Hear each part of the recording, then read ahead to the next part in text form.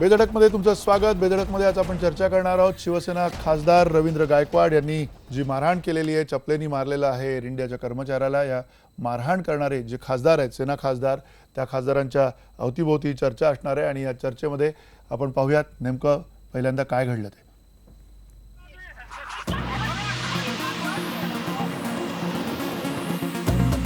ही दृश्य बघा, आपल्याला लक्षात येईल पदाचा माज काय असतो ते। हे आहेत रवींद्र गायकवाड, शिवसेनेचे सन्माननीय खासदार, पण त्यांचं कृत्य लोकप्रतिनिधीला लाज आणणारं।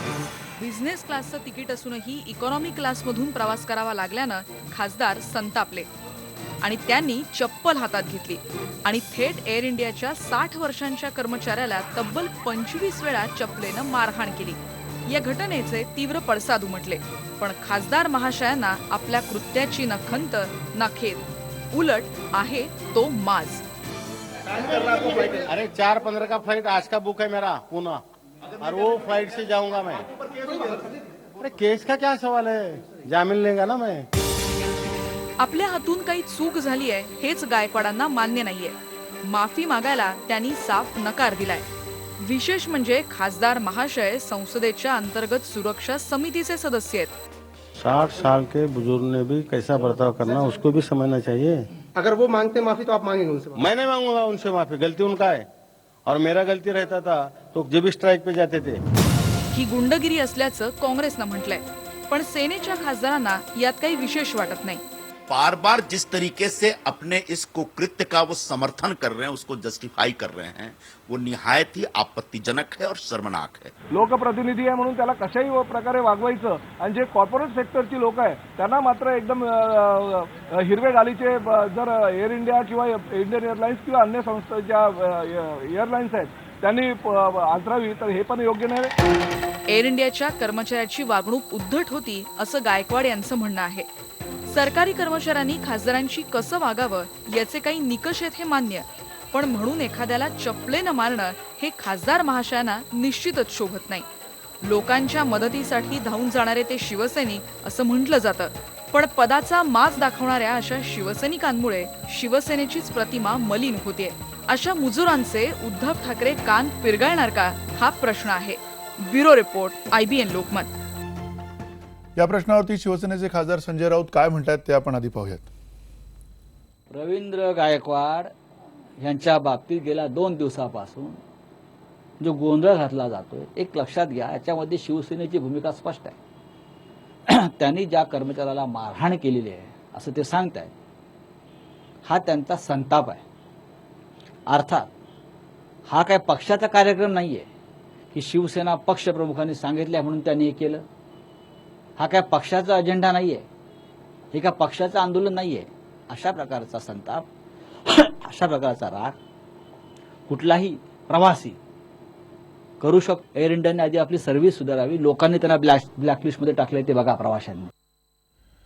अर्थात या त्यांच्या संतप्त प्रतिक्रियेनंतर आमदार बच्चू कडू, ज्यांनी यापूर्वी देखील अनेक अशा प्रकारचे कर्मचाऱ्यांना मारहाणीचे प्रकार केलेले आहेत, त्यांचं काय म्हणणं आहे तेही आपण पाहूयात, कारण त्यांनी या मारहाणीचं समर्थन केलंय। कानात मारल्याशिवाय काही अधिकारी जमतच नाही। लातों के भूत बातों से मानते नहीं, उनसे बात करने में कोई अर्थ नहीं है। कुछ कुछ बातें ऐसी होती है कि काही गोष्टी अशा असते का त्याला सब्बल करून त्या खड्डा करावं लागतं। तुम्ही जर खड्डा म्हणून पावड्याशिवाय हाताने करतो ते मूर्ख आहे, उसको तो सब्बल ही लगेगा भैया, त्याला खोदाच लागल आणि म्हणून कधी कधी मारावंच लागतं। मंत्रालयात शेतकऱ्याला मारलं, होते का गुन्हे दाखल? माझ्या विरोधात 2000 कर्मचाऱ्यांना आंदोलन केलं मंत्रालयात, का गुन्हे दाखल झाले नाही? आखरी आपण पाहतोय का ही मगरुरी आहे।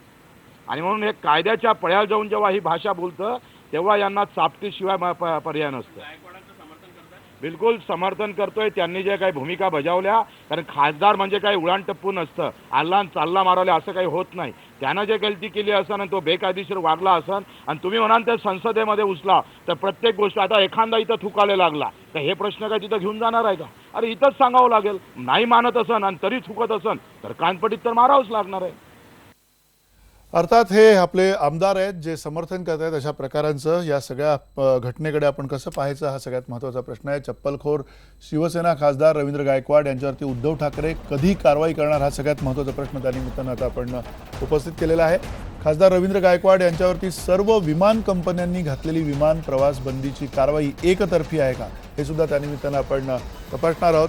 आणि लोकप्रतिनिधींचा VIP संस्कृतीचा हव्यास हेच अशा घटनांमागचं मूळ आहे का हे सुद्धा त्यानिमित्तानं आपण तपासणार आहोत. आपल्यासोबत मान्यवर आहेत. डॉक्टर राजू वाघमारे काँग्रेसचे प्रवक्ते आपल्यासोबत या चर्चेमध्ये आहेत. आपल्यासोबत विश्वंभर चौधरी आहेत सामाजिक कार्यकर्ते. आपल्यासोबत सुप्रिया फुलारे आहेत नागपूरवरनं ज्या नेहमी सातत्यानं प्रवास करत असतात आणि त्यांचे काही अनुभव आहेत. एक प्रवासी म्हणून त्यांना काय म्हणायचं आहे तेही आपण समजून घेऊयात. यातला सगळ्यात पहिला प्रश्न खरं तर सुप्रिया फुलारे आपल्यालाच विचारायचं आहे. त्याचं कारण हेच आहे की हे जे प्रवासी आहेत ज्या एक खासदार आहेत साधे प्रवासी नाही आहेत आणि त्या खासदारांना मिळालेली ही वागणूक आहे आणि त्याच्यामुळे त्यांनी संतापून केलेलं हे कृत्य आहे.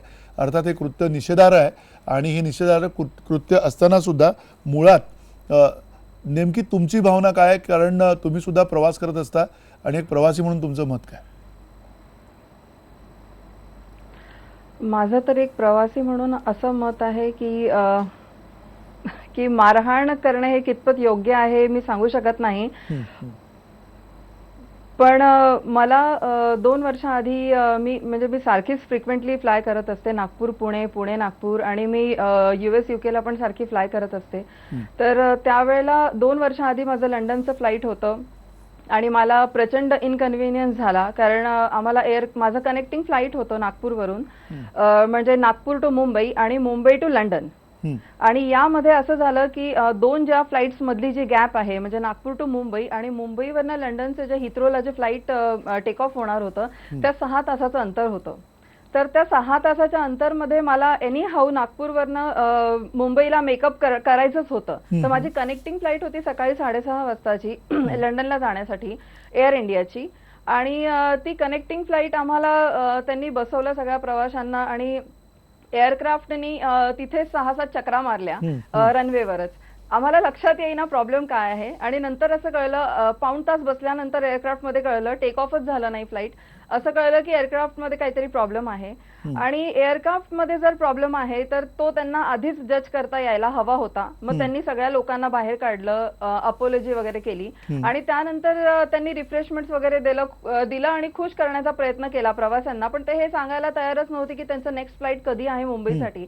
आणि हा सगळा प्रॉब्लेम ज्या लोकांना अर्जंट कामं होती मुंबईला त्या लोकांना खूप प्रॉब्लेम झाले या सगळ्या गोष्टींमुळे. आणि आम्ही 3-4 लेडीज होतो, आमच्याकडे छोटी मुलं सुद्धा होती आणि अशा वेळेला आम्हाला सगळं आमचं शेड्यूल ठरलेलं होतं. म्हणजे या वेळेला फ्लाईट टेक ऑफ होणार आहे, मग ती लंडनला या वेळेला त्यांच्या टायमिंगच्या प्रमाणे पोहोचणार आहे. तर आम्हाला रिसीव्ह करायला पण काही लोक येणार होते. माझे हस्बंड पण मला तिथे रिसीव्ह करायला येणार होते आणि यांचं विमान काही टेक ऑफच होत नव्हतं मुंबईसाठी. आणि मग अशा वेळेला त्यांचे काही कोलॅबोरेशन्स पण नव्हते दुसऱ्या कंपनीज बरोबर जेणेकरून ते आम्हाला लगेच म्हणजे लंडनचं माझं विमान जर सकाळी 6:30चं आहे तर ते मला कॅचअप करता यायला हवं होतं ऍज पर दी रूल्स.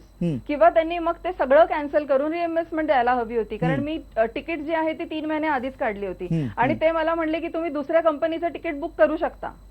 पण जर मी दुसऱ्या कंपनीचं जर तिकीट बुक केलं असतं तर अशा वेळेला मला हेवी चार्जेस पडले असते आणि माझं तेही तिकीट वाया गेलं असतं आणि त्यांनी रिएम्बर्स जरी मला करून दिलं तरीही मला त्यातनं फारसा फायदा झाला नसता. कारण दुसऱ्या दिवशी नागपूरवरनं त्यांचं जे कनेक्टिंग फ्लाईट होतं लंडनसाठी ते 24 तासानंतर होतं. म्हणजे ते मला घरी एक मिनिट तुम्हाला थांबवतो सुप्रिया फुलारे, तुम्हाला 1 मिनिट फक्त थांबवतो अशासाठी की तुम्ही ही तुमची सगळी जो अनुभव आहे तुमचा तो अनुभव तुम्ही सांगितलेला आहे आणि त्या अनुभवानंतर नेमकं त्यानंतर तुम्ही काय प्रतिक्रिया दिली ही आम्ही तुमच्याकडनं थोड्या वेळाने जाणून घेतो. कारण नेमकी अशाच वेळेला माणूस चिडलेला असतो आणि अशाच वेळेला पूर्णपणे एक प्रकारे वैफल्य आलेलं असतं आपल्याला कारण अनेक गोष्टी नियोजित असतात आणि त्यातनं आपली पुढे चिडचिड झालेली असते. मात्र या खासदार महाशयांचं नेमकं काय अडलं होतं आणि त्यांना काय प्रकारचा त्रास झाला होता तो सुद्धा त्यातला एक सगळ्यात महत्त्वाचा मुद्दा आहे. विश्वंभर चौधरी, तुम्हाला असं वाटतं का की हा सगळा जो प्रकार घडला आहे तो केवळ आणि केवळ मी कोणीतरी एक अमुक तमुक आहे किंवा मी कोणीतरी एक खासदार आहे त्यामुळे मला विशेष वागणूक मिळाली पाहिजे अशा समजातनं त्यांचा झालेला आहे की अधिक काही वेगळं त्याच्यामध्ये तुमचं निरीक्षण आहे? नाही, आपल्याकडची जी उद्धट आणि एकूणच बेशरम अशी राजकीय संस्कृती झालेली आहे, तर त्यात आपण रोज एक नवा हाय किंवा खरं म्हणजे नवा लो गाठत आहोत आणि त्याच कडीत या गोष्टीला पाहिलं पाहिजे. मुळात लोकप्रतिनिधींची स्वतःबद्दलची भावना आज अतिशय विचित्र झालेली आहे. लोक 5 वर्षासाठी मॅन्डेट देत असतात आणि तुम्ही त्यांचे तात्पुरते नोकर असता 5 वर्षाचे. कायमस्वरूपी नोकर सुद्धा ते नसतात. खरं म्हणजे ब्युरोक्रेसी ही निदान कायमस्वरूपी नोकर असते, ती तिथे रिटायर होईपर्यंत तो ब्युरोक्रेट मुळात नोकर असतात. मुळात तुम्ही म्हणता नोकर असतात, हे तरी मान्य आहे किंवा नाही हा मुद्दा आहे त्यातला. मला वाटत नाही. कालच्या त्यांच्या वर्तनावरून तर हे दिसत नाही की ते स्वतःला मालक समजू लागलेत. हा खरा मुद्दा आहे की खरं म्हणजे जे प्रतिनिधी आहेत ते आता स्वतःला मालक म्हणू लागले. असं आहे की आपण सगळे काही 120 कोटी संसदेत जाऊन बसू शकत नाही, म्हणून आपण 545 आपल्यातले निवडतो प्रतिनिधी. ते फर्स्ट अमंग अदर्स असू शकतात त्यांच्या मतदारसंघात, जिल्ह्यात, पण याचा अर्थ ते राजे आहेत किंवा ते मालक आहेत असा त्याचा अर्थ होत नाही. तेव्हा मला असं वाटतं की लोकसभेनी, राज्यसभेनी, विधानसभेनी निवडून आल्यानंतर एक ट्रेनिंग सेशन ठेवलं पाहिजे आणि त्याच्यामध्ये लोकप्रतिनिधी हे नेमके कोण असतात याचं एक प्रशिक्षण करण्याची गरज आहे असं मला वाटतं. आता थोडीशी हे बेमुरतखोरी जी आली की आमचं कोणी काही करू शकत नाही, म्हणजे 25 मला मारलं हे तर फारच आक्षेप आहे, पण त्याच्या पुढे त्याचं जे निर्लज्ज समर्थन केलं जात आहे की ते मारणं कसं योग्य होतं त्याचं मला अधिक वाईट वाटलं. म्हणजे एखादा माणूस जर समजा काहीतरी गुन्हेगारी कृत्य करत असेल तर तो सुधारण्याचा वाव आहे असं समजून कोर्ट सुद्धा कित्येक वेळा त्या व्यक्तीला म्हणते बा सुधरू द्या, सुधारण्याची संधी द्या. परंतु हे इथे स्वतः असं दाखवतायत की माझी सुधारण्याची कुठलीही शक्यता नाही आणि उलट जे मी केलं त्याचं मी समर्थन करतो आणि ही मुजोरी जी येते ती सत्तेतून येते, सत्तेतून आलेल्या सुरक्षिततेमुळे येते. ती हे सांगते की माझं कोणीही काही बिघडवू शकत नाही. त्यांचं खरं आहे. रवींद्र गायकवाडांचं काय खोटं आहे, काय बिघडणार आहे त्यांचं? तुम्ही हा आवाज लावून धरला, चॅनलनी माझ्यासारखा माणूस बोलायला आला, आपण सगळे याच्यावर चर्चा करू, पण याच्यावर ज्यांनी कारवाई करायची ते काय करणार आहेत? उद्धव ठाकरे काढणार आहेत का त्यांना? उद्धव ठाकरे त्यांचा राजीनामा मागणार आहेत का? तर तसं नाहीये, कारण उद्धव ठाकरेंचे हितसंबंध आहेत एक खासदार कमी होण्यात.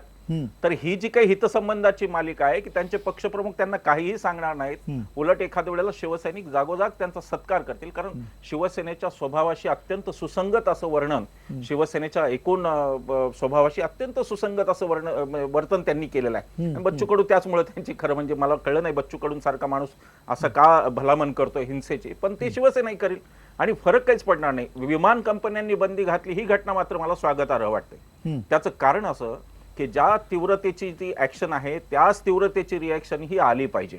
उद्धव ठाकरेंचं काही अडणार नाही, जनतेचं काही अडणार. बघा याच्यात खरं दुःख असं आहे की जनता कुठं नोंद घेते याची. मतदानाला जेव्हा पुन्हा उद्या जाईल तेव्हा जनतेतला एक माणूस हा प्रश्न विचारणार आहे का की अशा वर्तन करणाऱ्या माणसाला आम्ही का पुन्हा मत द्यावं असं तुम्ही स्वतःबद्दल तुम्हाला वाटतं? हा प्रश्न विचारणार नाही. परंतु एअर इंडिया किंवा इतर विमान कंपन्यांनी जे केलं ते अतिशय योग्य आहे. मला असं वाटतं की त्यांनी बंदीवर कायम राहिलं पाहिजे. किमान 6 महिने ही बंदी असली पाहिजे आणि खासदारांना रेल्वेतून जावं लागलं पाहिजे.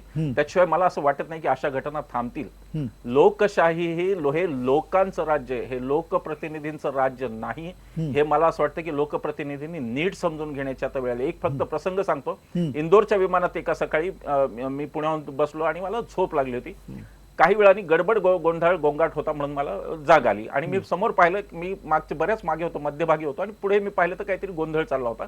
2 एअर होस्टेस आणि एका माणसाला त्या समजावत होत्या. पांढऱ्या कपड्यातला माणूस होता, पांढरा शर्ट, पांढरी पॅन्ट, पांढरा बूट, हातात सोन्याचे कडं वगैरे वगैरे, आपले टिपिकल आजकालचे आपले राजकारणी. त्या मनुष्याचं आर्ग्युमेंट असं होतं की तो म्हणत होता की फर्स्ट क्लासच्या सगळ्याच जागा मोकळ्या आहेत आणि तो कुठल्या तरी जिल्हा परिषदेचा सदस्य वगैरे होता. तर तो म्हणत होता की तिथे मला प्रायोरिटीने बसू दिलं पाहिजे जागा रिकामा. आता असा कुठलाही नियम नाही. ज्या क्लासचं आपण तिकीट काढतो त्याच क्लासमध्ये आपण बसलं पाहिजे, हे उघडच आहे. मी त्यांना जाऊन समजवायचा प्रयत्न केला की अहो तसं नसतं विमानात, ही काही एसटी नाही आपली की आपण पुढे जाऊन बसू. थोडं त्यांचा क्लास दिलाय, त्यांनी त्यात बसायला लागतं. तो सुदैवाने तो समजून घेतलं.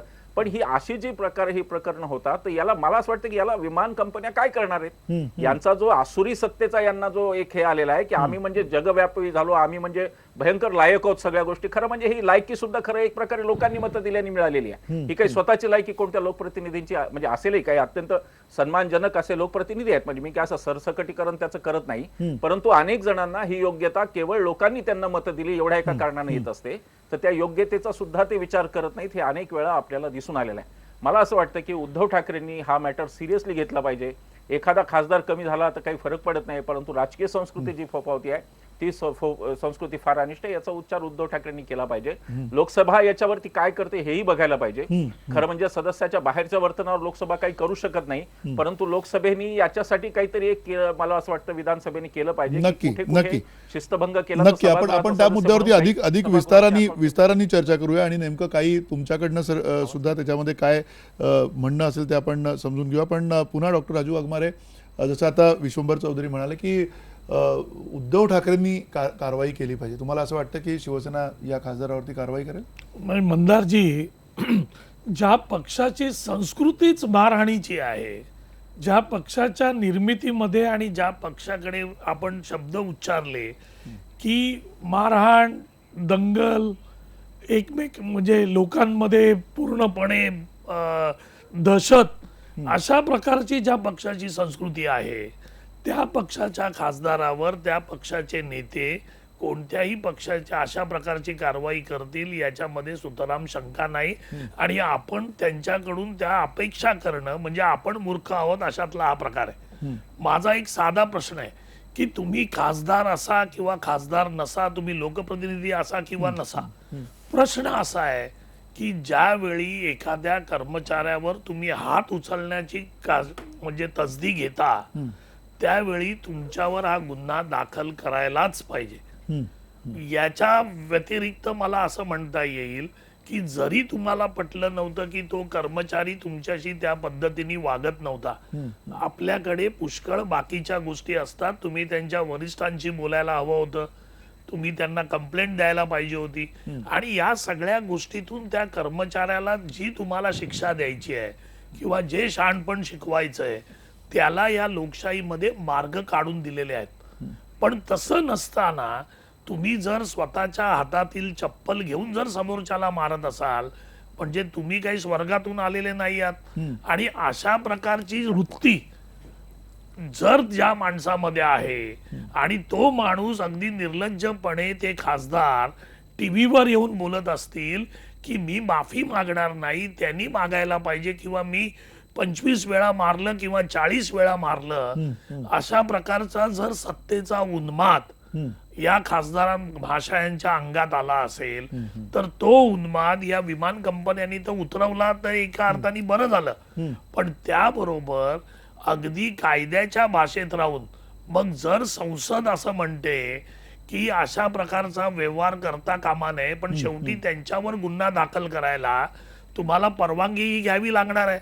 मग ती परवानगी या संसदेनं देणं गरजेचं आहे, कारण त्याच्यातून एक पायंडा तरी पाडता येईल की अशा प्रकारचं वागणं कोणत्याही कर्मचाऱ्याबरोबर, मग तो शासकीय असू द्या किंवा प्रायव्हेट असू द्या, एका दुसऱ्या मानवाबरोबर एका मानवाने अमानुषपणाने अशी मारहाण करणं या सुधारलेल्या पुरोगामी महाराष्ट्रामध्ये आणि या जगामध्ये हे कोणत्याही अँगलनी ही चुकीचीच गोष्ट आहे. आणि दुसरी गोष्ट की ते बोलताना म्हणाले की त्याचं वय 60 होतं म्हणून काय झालं, म्हणजे ज्या खासदार महाशयांना वयाची तमा नाही, त्यांच्या वयाचं भान नाही आहे, ज्या संस्कृतीमध्ये आपण वाढलो त्या संस्कृतीचं भान नाही आहे, अशा लोकांची जर मुजोरी असेल तर ती केव्हाही वाईट आहे आणि याच्यावर कारवाई झाली पाहिजे. मंदारजी, नक्की कारवाईकडे आपण येऊया. तत्पूर्वी माधव भंडारी आपल्या सोबत आहेत, भाजपचे मुख्य प्रवक्ते. माधव भंडारी, मुळात या सगळ्यामध्ये जो सातत्यानं चर्चेला आता आपल्याकडे विषय येतोय तो हाच आहे की VIP संस्कृती रुजले का. एकीकडे योगी आदित्यनाथ यांनी आता कुणाकडेही लाल दिव्याची गाडी असणार नाही वगैरे अशा प्रकारचे जे आदेश काढलेले आहेत मुख्यमंत्री झाल्यानंतर, दुसरीकडे हे असे प्रकार घडत आहेत. कुठेतरी हा एक ती VIP संस्कृतीची जी मानसिकता आहे ती मानसिकतेमुळे घडलेला प्रसंग आहे असं तुम्हाला वाटतं की याच्यामध्ये आणखीन काही वेगळं तुमचं निरीक्षण आहे? नाही, केवळ VIP संस्कृतीमुळे घडलेला प्रसंग आहे असं मी काही मानत नाही. कारण हा एकटा दुकटा प्रसंग असता तर आपण त्या पद्धतीने म्हणू शकलो असतो की हा VIP संस्कृतीचा परिणाम आहे. पण जर तुम्ही गेल्या काही दिवसांमधल्या वेगवेगळ्या बातम्या बघितल्यात, औरंगाबादचे खासदार चंद्रकांत खैरे यांनी 2-3 दिवसापूर्वीच औरंगाबादला पोलीस कर्मचाऱ्यांशी कशा पद्धतीची वागणूक दिली पोलिसांना हे आपण बघितलंय. त्याचं मला वाटतं दृश्य आपण दाखवलीत की मला कल्पना नाही, पण काही जणांना दाखवली होती. त्याला पण दुसरी बाजू होती, मात्र त्याला पण दुसरी बाजू होती, शिवसेनेचे त्यांचं काही एक म्हणणं होतं. आमदार आहेत तानाजी सावंत म्हणून, हम्म. ते त्या उस्मानाबाद मध्ये जाहीरपणे त्यांनी असं म्हटलं की मी महाराष्ट्राला भिकारी बनवेन. हम्म. अशा वेगवेगळ्या घटनाच्या सातत्याने गेल्या 2-4 महिन्यामध्ये आपल्या समोर येत आहेत. त्याच्यातून एक दिसतं की या सगळ्या मंडळींची मानसिकता सारखी आहे आणि त्याच्यामध्ये कुठल्याही प्रकारच्या सार्वजनिक सभ्यतेला, सामाजिक सभ्यतेला फारशी जागा द्यायला आपण तयार नाही आहोत, असं हे मंडळी दाखवतात, असं आता मला वाटायला लागलंय. अर्थात तुम्ही म्हणताय की या प्रकारची काही जाणीव त्यांना नाहीये, पण त्या बरोबरीनं आता ही जी प्रतिक्रिया झाली, ती प्रतिक्रियेच्या क्षणाला ज्यावेळेला सुप्रिया फुलारे तुम्ही आलेला होता, ज्यावेळेला तुम्हाला असं वाटलं की आता पूर्णपणे आपल्याला काही सहकार्य मिळत नाहीये किंवा इथून पुढे आपल्याला काही मदत मिळत नाहीये आणि साहजिक तुमचा त्यावेळेच्या एअरलाईन्सवरती राग असणार आहे, आणि अशा वेळेला तुम्ही तुमचा राग कसा व्यक्त केला?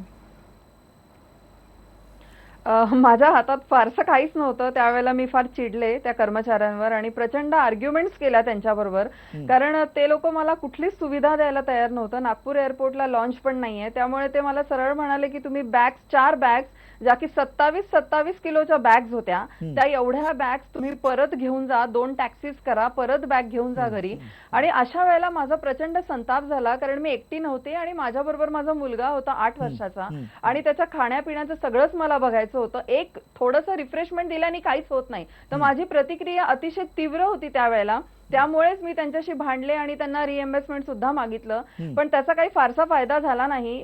शेवट मला माझ्या बॅग्स परत काढाव्या लागल्या आणि मग मी त्यांना खूप आर्ग्युमेंट केल्यानंतर त्यांनी माझ्या बॅग्स त्यांच्याकडे ठेवून घेतल्या.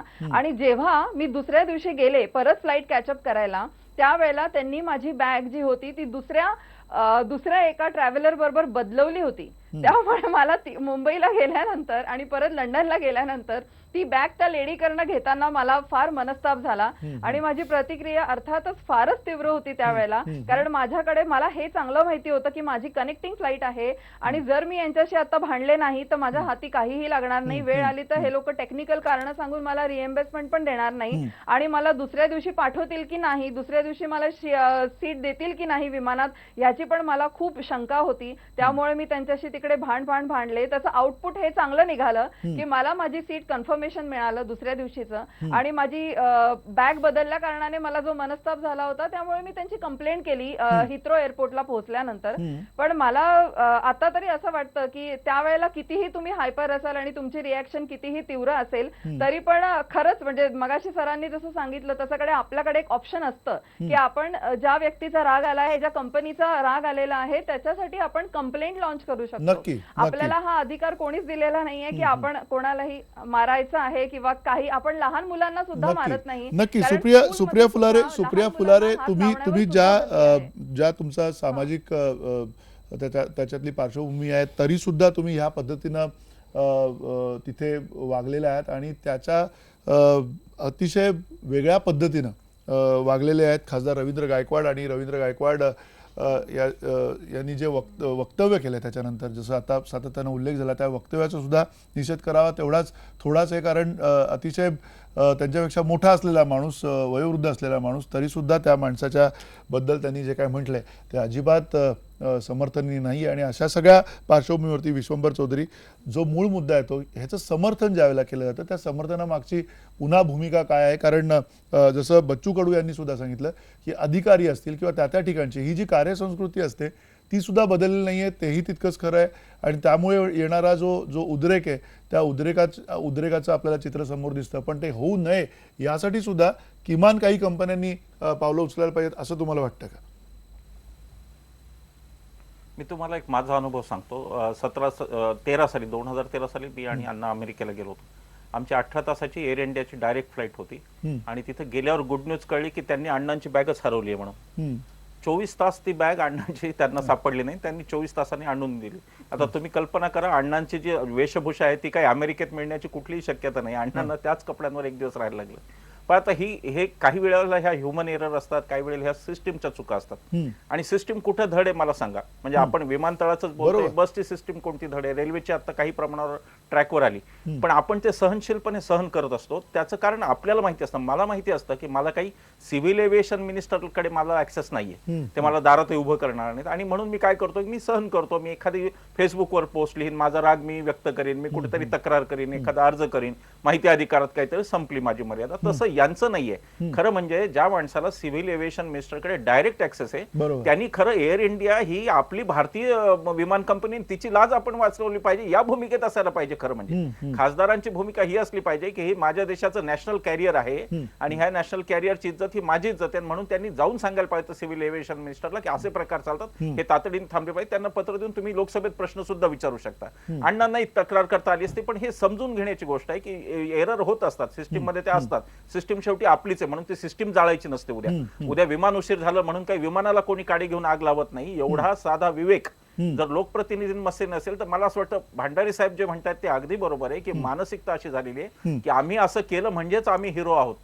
आम्हाला हिरोगिरी करायची असेल तर मारलं पाहिजे, हिंसा केली पाहिजे, तर आम्ही हिरो होतो. ही एक विकृती मला असं वाटतं की त्यांनी जी नावं घेतली, मला असं वाटतं की ती सगळी विकृती आहे आणि त्याच्यामध्ये हिंसा हे त्यांचं प्राथमिक लक्ष. म्हणजे हिंसेची मनातून आवडच असते एखाद्या माणसाला आणि तो काही झाले की उठसूट हात उगारू शकतो. आता तुमच्या बाबतीत विमान अनेकदा लेट झालं असेल, माझ्याही बाबतीत झालंय, पण आपण कधी हात उगारल्याचा इतिहास नाही. या पॅनलवर बसलेल्या कोणी हात उगारला असेल कधी असं मला वाटत नाही.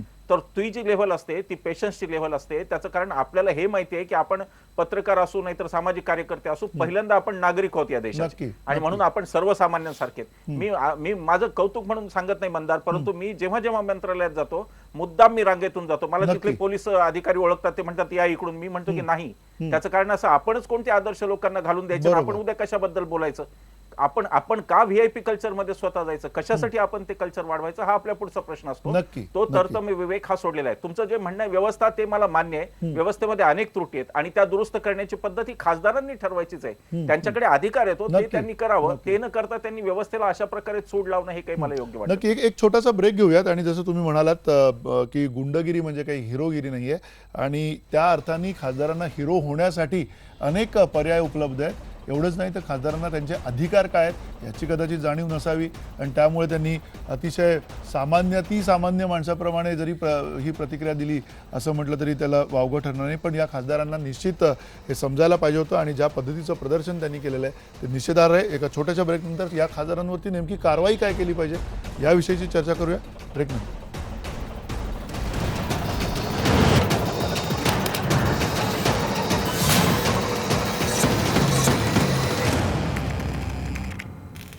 पुन्हा एकदा स्वागत. आपण बेधडकमध्ये चर्चा करतोय चप्पलखोर खासदार रवींद्र गायकवाड यांच्या वर्तनाविषयीची आणि अर्थात त्याच्या प्रतिक्रिया काय उमटतात ते आपण पाहूयात. आपले प्रेक्षक काय म्हणतात. आशिष भोसले म्हणतात गावगुंडासारखं वागणाऱ्या लोकप्रतिनिधींना कडक शिक्षा झाली पाहिजे.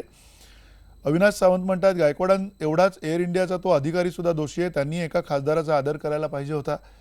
श्रीशील उपासे म्हणतायत कारवाईचा प्रश्नच नाही आहे, शिवसेनेचा ठोकशाहीवरच विश्वास आहे, गायकवाडांनी केलं ते बरोबर केलं.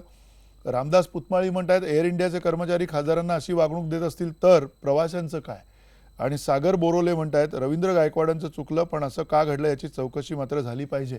याबरोबरीनं अर्थात माधव भंडारी तुम्हाला जो प्रश्न विचारायचा आहे ज्याच्यामध्ये आत्ता ज्या 2-3 प्रतिक्रिया अलीकडच्या काळात ज्या घडलेल्या दिसत आहेत, एकीकडे डॉक्टरांना मारहाण झाले आणि त्याच्यानंतर डॉक्टरांनी संप केला. संप पहिल्या दिवशीचा प्रातिनिधिक होता तोपर्यंत समजू शकत होतो, पण त्यानंतर तो चिघळला. त्याच्यामध्ये कोर्टाचं सुद्धा नाही ऐकायची इतपत हिंमत आता डॉक्टरांमध्ये आलेली आहे. आता अतिशय त्याची चिघळत चाललेली परिस्थिती आणि अशा वेळेला एक संघटना त्यांच्या मागे आहे. संघटना असल्यामुळे असलेलं एक बळ असतं.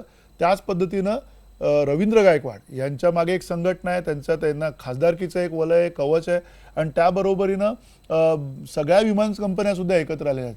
हे सातत्यानं हे सगळं अशा प्रकारे लोकशाहीमध्ये झुंडीचं मानसशास्त्र म्हणावं अशीच परिस्थिती आली आहे आत्ताच्या या काळामध्ये. अशीच परिस्थिती आली असं सरसकट विधान करणं काही फारसं चांगलं नाही. पण एका बाजूला निश्चितपणे झुंडशाही वाढवण्याचा प्रयत्न हा वेगवेगळ्या घटकांकडून वेगवेगळ्या पद्धतीने चालला हे नाकारण्यात काही अर्थ नाही. ज्या पद्धतीने आता सुद्धा आपल्याकडे काही प्रतिक्रिया प्रेक्षकांच्या आल्यात त्याच्यामध्ये सुद्धा गायकवाडांच्या कृत्याचं समर्थन करणाऱ्या 2-3 प्रतिक्रिया आपण वाचून दाखवल्या. मुळात गायकवाडांचं तक्रार काय होती तर त्यांना बिझनेस क्लासचं तिकीट, त्या बिझनेस क्लासची सीट त्या विमानामध्ये मिळाली नाही ही त्यांची तक्रार होती. आता विमानात आल्यानंतर जर त्या विमानामध्ये बिझनेस क्लास नाहीच आहे, बरं त्यानं विशेषाधिकार आहेत, ते सगळ्या अधिकार वापरून त्या कंपनीला, त्या कंपनीच्या कर्मचाऱ्यांना अद्दल घडवू शकण्याची ताकद त्यांना दिलेल्या विशेषाधिकारांमध्ये होती. नक्की. ती न करता त्यांनी जो मार्ग स्वीकारला तो मार्ग सुद्धा बरोबर आहे असं म्हणणारी समाजामध्ये जर एखादा वर्ग तयार होत असेल, डॉक्टरांच्या मारहाणीला, डॉक्टरांच्या बाबतीतल्या डॉक्टरांच्या संपाचं समर्थन करता येणार नाही. डॉक्टरांनी संप करू नये आणि तो मागे घ्यावा यासाठी जे प्रयत्न चालू आहेत त्याला निश्चितच डॉक्टरांनी प्रतिसाद दिला पाहिजे. पण ज्या पद्धतीने डॉक्टरांना मारहाण करण्याच्या घटना सातत्याने घडतायत, वाढतायत, त्याच्यामध्ये कुठलं तर्कशास्त्र आहे, त्याच्यामध्ये काय तत्वज्ञान आहे? म्हणजे रुग्ण मेला म्हणून डॉक्टरांना मारहाण करणं, रुग्णाला औषधोपचार करताना दुर्लक्ष केलं असं लोकांनी ठरवणं, हा सगळा प्रकार ज्या दिशेने चाललाय, वेगवेगळ्या पद्धतीने वेगवेगळ्या ठिकाणी ज्या पद्धतीने अशा तऱ्हेच्या घटना घडतायत, पोलीस बंदोबस्तावर असलेल्या पोलीस कर्मचाऱ्यांना मारहाण करण्याचे प्रकार घडतात, त्याच्यामध्ये सुद्धा खासदारांसारखे विशेषाधिकार असलेली माणसंच पुढाकार घेतात. ह्या सगळ्या घटना ज्या आहेत त्या घटना अशा पद्धतीने समाजाला झुंडशाहीकडे घेऊन जाण्याचा प्रयत्न आहे असं मात्र आपण म्हणू शकू, आणि ते अधिक वाईट आहे. नक्की.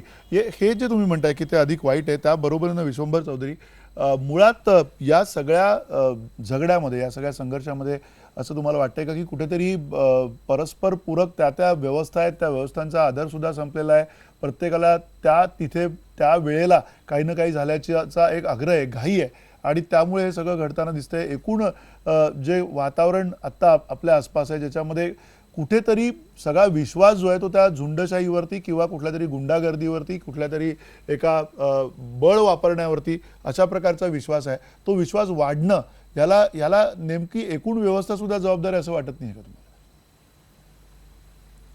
नाही, असं आहे की तिथं आपल्याला थोडा विचार असा करायला लागतो की जे घडलं ते काय होतं. म्हणजे एक तर आता की खासदारांना अशी वागणूक द्यावी का असा एक प्रश्न आला, तर मला हा प्रश्न या संदर्भात रिलेव्हंट वाटत नाही. म्हणजे एक प्रतिक्रिया आली, त्या प्रतिक्रियेचं मी अशासाठी सहमत नाही की शेवटी विमान प्रवासी हॉस्पिटॅलिटी बिझनेस आहे हा, आणि तिथं साध्या अगदी सामान्य प्रवाशाला सुद्धा तिथे आदरानेच वागवलं जातं. प्रत्येक त्या एअर होस्टेसही तेच करत असतात, तिथला स्टाफही तोच करत असतो, कधी तिथे उद्धटपणा नसतो. आता एअर इंडियात असं उद्धटपणा असे आहे का, आला असेल अनुभव तो त्याच्यावर तक्रार होऊ शकते, त्याच्याबद्दल काही माझं म्हणणं नाही. परंतु जी हॉस्पिटॅलिटी इंडस्ट्री आहे तिथे खासदारांना अजून विशेष काय मान पाहिजे हा प्रश्न आहे ना, की कोणत्या अजून विशेष मानाची जी प्रतिक्रिया पाठवणारे लोक आहेत ते अपेक्षा करतायत, आणि मग सर्वांना सामान्य हे कसं शक्य आहे? खासदार सुद्धा तिथे प्रवासी आहेत, खासदार हे तिथे खासदार नाही, ते तिथे प्रवासी आहेत. आणि मला एक कळलं नाही की 2 तासाच्या फ्लाईटला बिझनेस क्लासच्या ऐवजी मागे बसलो तर एका ग्रामीण भागातल्या सगळी सवय असलेल्या, शेतीची सवय असलेल्या एका प्रतिनिधीला एवढा काय फरक पडावा. म्हणजे मला हा स्टेटस कॉन्शियसनेस काय तो कळत नाहीये मला, की साध्या माणसांमध्ये बसणं हा अपमान का वाटावा. शिक्षण क्षेत्रात सुद्धा विश्वंभर चौधरी, रवींद्र गायकवाड हे शिक्षण क्षेत्रात आहेत. नाही, मला ती कल्पना नाही त्यांच्या पार्श्वभूमीची, पण मला एवढं नक्की माहिती आहे की सामान्य माणसांमध्ये बसायला लागला आमच्यासारख्या, मग फर्स्ट क्लास नाही आला तर म्हणून त्याच्यात एवढी चिडचिड करण्यासारखं काही नाहीये. उलट खरं त्याला संवादाची संधी समजली पाहिजे. त्यांना खरं म्हणजे सांगायची गरज आहे कोणी की ममता बॅनर्जी आजही सेकंड क्लासनी प्रवास करतात, त्या विमानात फर्स्ट क्लासनी जात नाहीत. असे अनेक नेते आपल्याकडे सगळ्याच पक्षांमध्ये असतील कदाचित, परंतु हे मला असं वाटतं की त्यांना सांगून कितपत पटेल हे मला माहिती नाही. सत्तेचा जो एक असतो गंड तो त्या लोकप्रतिनिधी आहे, तो ह्या केसमध्ये नक्की आहे. त्याचा परिणाम बघा मंदार, तो लगेच तुम्हाला दिसतोय की तरुण मुलं अशी प्रतिक्रिया पाठवतात की मग काय त्यात चुकलं.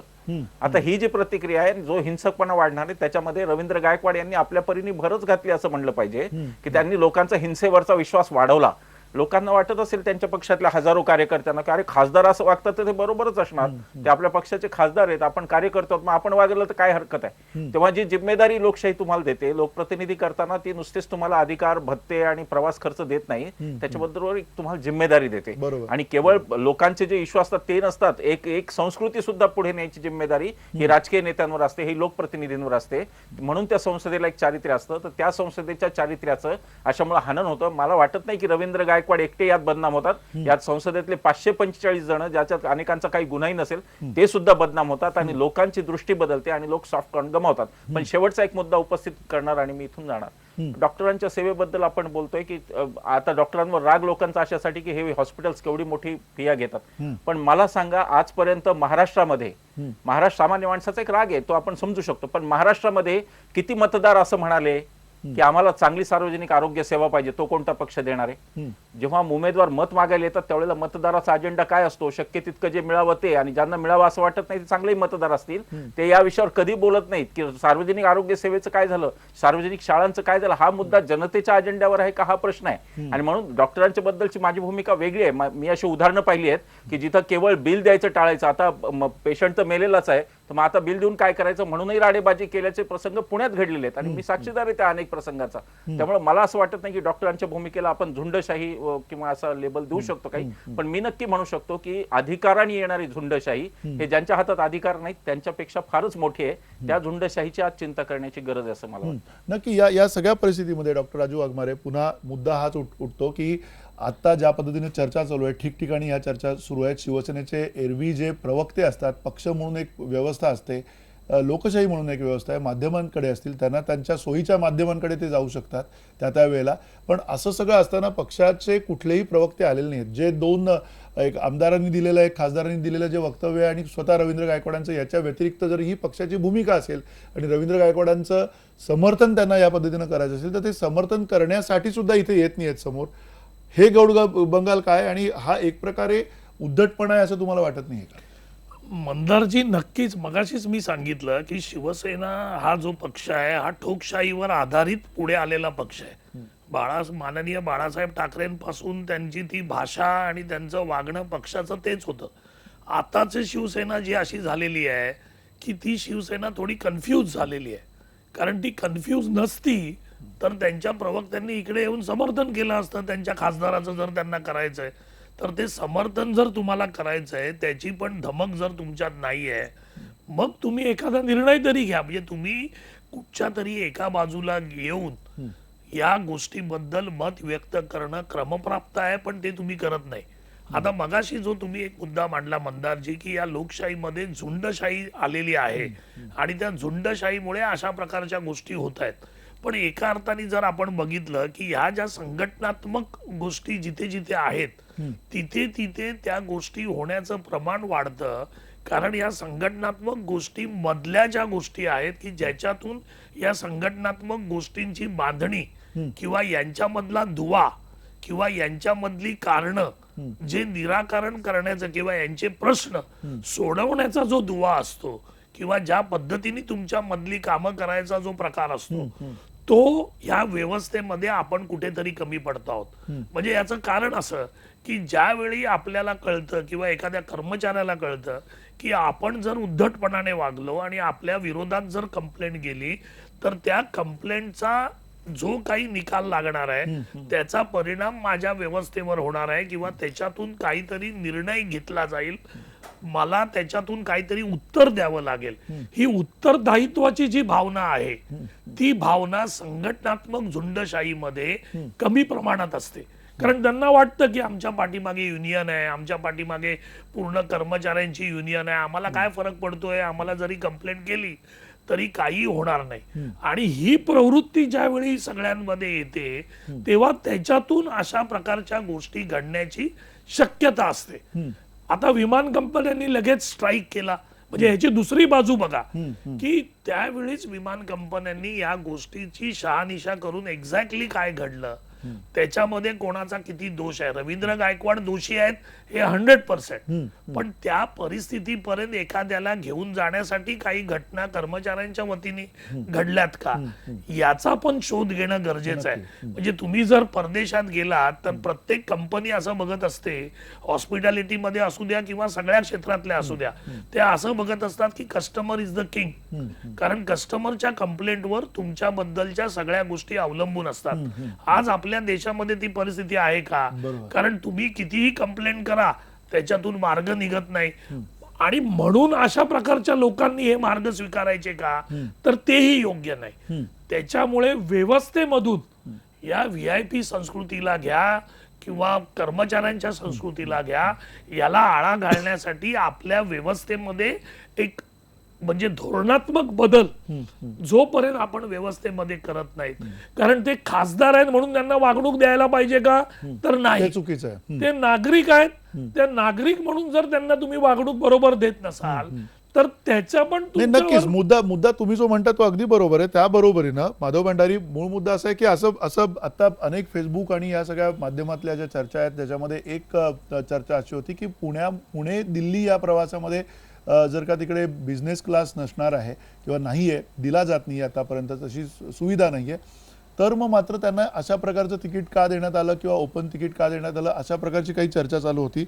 या सगळ्याच्या पार्श्वभूमीवरती कुठेतरी हा जो ग्राहक हक्काचा जो मुद्दा आहे, या ग्राहक हक्काच्या मुद्द्याकडे कसं बघाल तुम्ही? कारण अशा प्रकारे ज्यावेळेला विमान कंपन्या असतात, एखादा साधा ग्राहक असतो, जसं आता सुप्रिया फुलारे यांनी आपल्याला काही त्यांचे प्रसंग सांगितले, अशा परिस्थितीत सापडलेल्या माणसांनी त्यावेळेला काय केलं पाहिजे? कारण आपल्याकडे तेवढे ग्राहक हक्क जे आहेत ते तेवढे आता संरक्षित आहेत असं आत्ताच्या या परिस्थितीत दिसत नाही. ग्राहक हक्कांचा जो मुद्दा आहे तो तेवढाच महत्वाचा आहे आणि आपण जे म्हणाल तेही तेवढंच सत्य आहे की आपल्याकडे ग्राहकांच्या हक्काबद्दल अनास्था आहे, दुर्लक्ष आहे, असं नाही तर त्यांच्याबद्दल एक प्रकारचा तिरस्कार आपल्या व्यवस्थेच्या मनामध्ये आहे. म्हणजे जर आपण ग्राहक म्हणून एखादी तक्रार घेऊन व्यवस्थेकडे गेलो तर ती व्यवस्था आपल्याला प्रतिसादच देत नाही. हा अनुभव आपल्यापैकी प्रत्येकाने कधी ना कधी घेतलेला आहे. मग तो रेल्वेमध्ये असेल, विमानात असेल, बसमध्ये असेल किंवा अगदी रस्त्यावरच्या वाहतूक पोलिसाकडूनचा सुद्धा असेल, की तो ग्राहक म्हणून आपल्याला प्रतिसाद द्यायला तयार नाही, राजी नाही. त्याच्या मनामध्ये ग्राहकाबद्दल एक प्रकारचा तिरस्कार त्याच्या मनामध्ये आहे. आणि ही व्यवस्था जी या पद्धतीने एक बनली आहे, तिच्यामध्ये जे काही हे अवगुण शिरलेले आहेत, त्याचा परिणाम हा निश्चितपणे समाजामधल्या सर्व घटकांवरती त्याचा विपरीत परिणाम होतो. मग जर सातत्याने अशाच तऱ्हेची तिरस्काराची आणि तुसडेपणाची वागणूक मिळणार असेल तर त्याची प्रतिक्रिया ही उमटायला लागते आणि ती उमटायला लागल्यानंतर तिला झुंडशाहीचं स्वरूप येतं, हेही तेवढंच खरं आहे. त्यामुळे व्यवस्थेमध्ये सुधारणा व्हायला पाहिजे, व्यवस्था बदलायला पाहिजे, व्यवस्थेतले ग्राहकांचे हक्क जे आहेत ते मानले पाहिजे, त्याच्यामध्ये त्यांना स्थान दिलं पाहिजे. हे सगळं खरं असताना सुद्धा ज्यांच्यावर व्यवस्था चालवण्याची जबाबदारी आहे, ज्यांच्यावरती व्यवस्था निर्माण करण्याची जबाबदारी आहे, ते सामान्य ग्राहकासारखं वागू शकत नाहीत, हेही लक्षात ठेवलं पाहिजे. नक्की अर्थात बरोबर आहे. या बरोबरीनं अगदी सुप्रिया फुलारे, तुम्हाला एक शेवटचा प्रश्न आहे ज्याच्यामध्ये मूळ मुद्दा हाच आहे की ग्राहक म्हणून तुम्ही सातत्यानं या सगळ्या सेवांमध्ये जात असता, घेत असता या सेवा, पण त्या बरोबरीनं एक सरकारी सेवा ज्या एअर इंडियाचा आता उल्लेख होतो ती सेवा आणि मग जी इतर सेवा ज्या खाजगी सेवा आहेत त्याच्यामधला फरक आणि त्याच्यामधली वागणूक, ह्याच्यामध्ये तुमचं काय मत आहे? मी नागरिक आहे या देशाची. खरं मला बोलायला नको, पण तुम्ही प्रश्न विचारला म्हणून उत्तर देते मी की मला असं नेहमीच कायमच असं वाटत आलं आहे की बाकीच्या देशांमध्ये जेव्हा आपण जातो तर तेव्हा तिथली गव्हर्नमेंट ही फार स्ट्रॉंग असते, ही खूप अपिलिंग असते. जर तुम्ही गव्हर्नमेंटकडे कुठलीही कंप्लेंट घेऊन जर गेलात तर त्याच्यावर ऍक्शन लगेचच होते. पण आपल्या देशामध्ये उलट आहे. आपल्या देशामध्ये कुठलीही गव्हर्नमेंट संस्था ही नीट काम करत नाही आणि जर आपण अगेन्स्ट त्याचा आवाज उठवला तर त्याला रिप्लाय यायला सुद्धा गव्हर्नमेंटकडनं बऱ्याच वेळेला दिवस लागतात, महिने लागतात. तर मला तरी असं वाटतं की अशा वेळेला ग्राहकांनी करायचं काय? म्हणजे जसं मी तुम्हाला मगाशी सांगितलं की आर्ग्युमेंट आणि भांडण करणे हे एक शेवटचं शस्त्र लहान माणसं म्हणजे जे कॉमन लोक आहेत, जनता आहे, त्यांच्याकडे उरतं.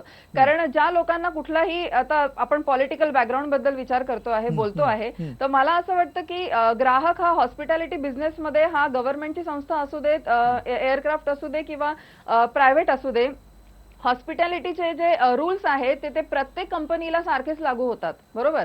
तर ती गव्हर्नमेंट संस्था असली तरी पण त्यांनी हॉस्पिटॅलिटीचे प्रत्येक रूल पाळणं आणि ग्राहकाला ती चांगली सेवा देणं हे गरजेचं आहे आणि प्रायव्हेट असेल तरीही देणं गरजेचं आहे. आणि एअर इंडिया बद्दल नेहमीच असं होत असतं की लेट असतात, फ्लाईट डिले होतात वगैरे वगैरे, पण तरी सुद्धा म्हणजे एक ग्राहक म्हणून मी असं सांगेल की आपल्याकडे मला माहिती आहे की आता ह्याच्यावर ऍक्शन रिॲक्शन उशिरा होणार आहे, पण तरीही मी तोच मार्ग घेईल. मी हा मार्ग घेणार नाही. मी नक्की, कोणाची जाऊन गच्ची नक्की, पकडणार नाही की नक्की. तुम्ही माझं फ्लाईट डिले केलं किंवा काय केलं. तो नक्की अधिकार त्या आपल्याला प्रकारे दिलेला जी नाहीये. प्रतिक्रिया खासदारांनी दिलेली ती अतिशय बालिश अशी प्रतिक्रिया, नुसती बालिश नाही निषेधार्ह प्रतिक्रिया. आणि या सगळ्या पार्श्वभूमीवरती अगदी जाता आता विश्वंभर चौधरी, तुम्हाला असं वाटतं का की लोकसभेमध्ये याचे काही पडसाद उमटतील आणि खासदारांवरती कारवाई होईल या शिवसेना खासदारांनी ज्या पद्धतीचं वर्तन केलेलं आहे त्याच्यावरती?